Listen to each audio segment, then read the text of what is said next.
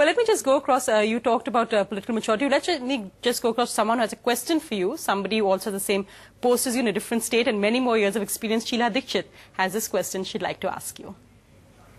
Omar Abdullah ji, it's a pleasure to talk to you. Somebody who's the youngest Chief Minister of India and also the Chief Minister of a state which is a very, very difficult state to govern. I wish you all the luck.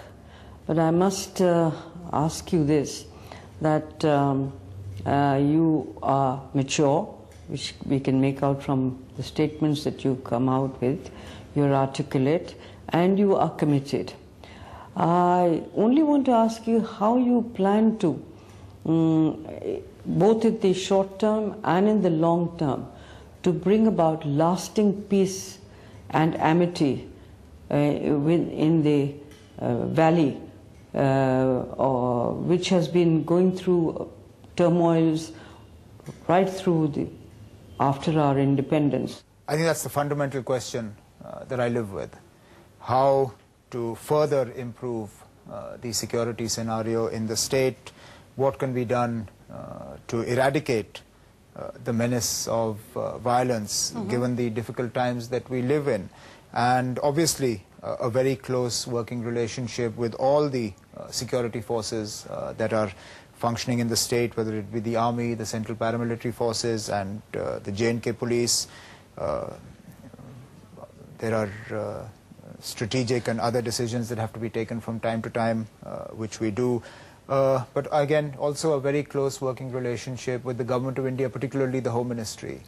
It's interesting to say that because at this time, of course, and I think the Home Minister said this, that there may possibly be some kind of back-channel talks on with involving separatist groups like the Hurriyat in some kind of dialogue process. Is that something you're optimistic about? Is that something you think could happen sooner rather than later? Well, it's something that we've been advocating since the coalition government was sworn in January of this year.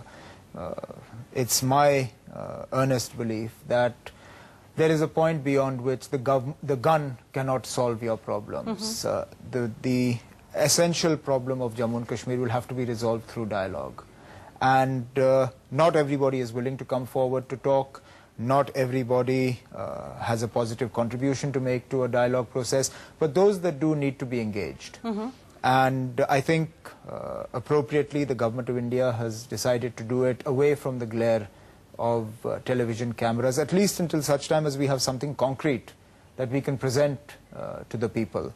Recently when the Prime Minister was in Jammu and Kashmir, and you made the statement that Kashmiri youth took to the gun really because they wanted a resolution of the dispute which has been plaguing Kashmir for so many years. The National Conference and you have proposed that perhaps exploring more autonomy is the way forward. Has there actually been any movement on that? Well, there has been some progress made on in internal political dialogue.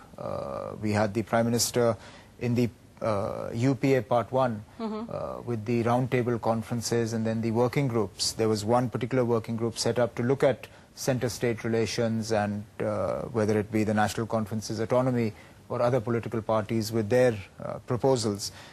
It's my understanding that that report is being finalized, and let's see what they come forward with. But basically what is necessary is a sustained long-term political engagement between New Delhi and the various schools of thought in the state. Right. We are beginning to see that process starting, and I only hope that it is taken to its logical conclusion. Right, of course. And we have online now our first caller, Gitanjali Murthy joins us from New Delhi. Gitanjali, go ahead with your question to the Chief Minister.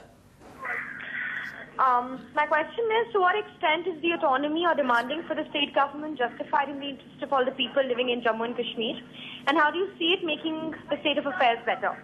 I think it's very important to recognize that today I'm not here in a capacity as a party leader to advocate a particular party's point of view. I no longer wear the hat of President of the National Conference. Tuba.com